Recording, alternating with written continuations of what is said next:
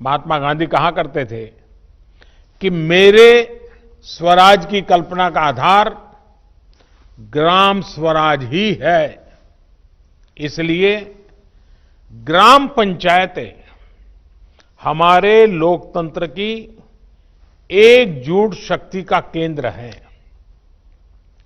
हमारी लोकतांत्रिक एकजुटता का यही सबसे बड़ा ताकतवर केंद्र है। और हमारे यहां तो शास्त्रों में कहा गया है, संगमूलम महाबलम, अर्थात बड़ी से बड़ी शक्ति का केंद्र संगठन या एकजुटता में ही होता है। और इसलिए आज की परिस्थिति में देश को आगे ले जाने की शुरुआत, देश को आत्मनिर्भर बनाने की शुरुआत गांव की सामूहिक शक्ति से ही होगी। आप सबकी एकजुटता से ही संभव होगी। इन प्रयासों के बीच हमें ये याद रखना है कि किसी एक की भी लापरवाही, एक की भी लापरवाही पूरे गांव को खतरे में डाल सकती है।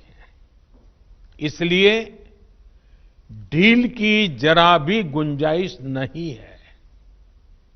गांव में सैनिटाइजेशन अभियान हो, शहरों से आने वाले लोगों के लिए इतने कम समय में क्वारंटाइन सेंटर बनाने का काम हो, हर एक व्यक्ति के खान पान और जरूरत की चिंता हो, या फिर आम लोगों को जागरूक करने का काम हो, ये काम हमें निरंतर बिना रुके, बिना थके करते ही रहना है। और जैसे इकबाल जी ने अभी बताया, जम्मू कश्मीर के अपने साथी ने, रिस्पेक्ट भी करो और सस्पेक्ट भी करो। मैं समझता हूं गांव में बुजुर्ग, दिव्यांग या फिर बीमार लोगों की सबसे पहली पहुंच, उसको कुछ भी कठिनाई होगी तो पहले आपके पास आएगा। इसलिए सबसे पहला समाधान भी गांव के पंच और गांव के प्रधान के पास ही होना चाहिए। हमें ये ध्यान रखना है कि शारीरिक दूरी, 2 गज की दूरी, ये मंत्र भूलना नहीं है। गांव गांव, घर घर, गली गली, 2 गज की दूरी, ये शारीरिक दूरी, साथ साथ मुंह को फेस कवर, जरूरी नहीं एक बड़े महंगे वो हो, ऐसा गमछा भी चल जाता है, लेकिन ये लगातार होना चाहिए। या मास्क से ढकना, हाथों की बार बार सफाई की बात हो।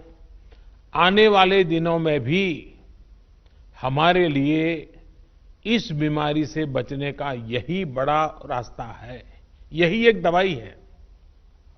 हमें बचाव और स्वच्छता पर ज्यादा बल इसलिए भी देना है क्योंकि गर्मी और बरसात के मौसम में अनेक प्रकार की बीमारियों का खतरा भी बढ़ जाता है। और हमारे बारिश के दिन आने की शुरुआत होने वाली है। इस बार कोरोना बीमारी ने इस खतरे के लिए और अधिक चिंता का कारण बना दिया है। इसलिए हमें बहुत सतर्क रहते हुए अपने गांव को बचाना है। साथियों, हमारा अतीत का अनुभव बताता है कि बीमारियां और उनके इलाज के बारे में गलत जानकारियों की वजह से हमें बीमारियों को रोकने में काफी दिक्कत आती है, काफी समय चला जाता है। इस बार हमें ऐसा नहीं होने देना है। हमें हर प्रकार की गलतफहमी से लोगों को बाहर निकालना है। हर परिवार तक सही जानकारी, चाहे वो बचाव को लेकर हो या फिर इसके इलाज के लिए ये ये जानकारी पहुंचानी चाहिए। इसके लिए आप छोटी-छोटी टोलियां बनाकर, और मैंने सुना कई सरपंचों ने कहा कि उन्होंने गांव में छोटे टोलियां बना दी, अलग-अलग काम के लिए लोगों को संगठित कर दिया है। टोलियां बनाकर जागरूकता के अभियान को तेज कर सकते हैं। आशा है, एएनएम है, आंगनवाड़ी कार्यकर्ता के साथ हमारे यहाँ सेल्फ हेल्प ग्रुप हैं, उसकी बहनें हैं, युवा मंडल है, पूर्व सैनिक हैं, दूसरे संगठनों से भी कई लोग आए हैं, धार्मिक, सामाजिक, सांस्कृतिक ये संगठन भी हैं। हर किसी की मदद लेनी चाहिए, हर किसी को जोड़ना चाहिए।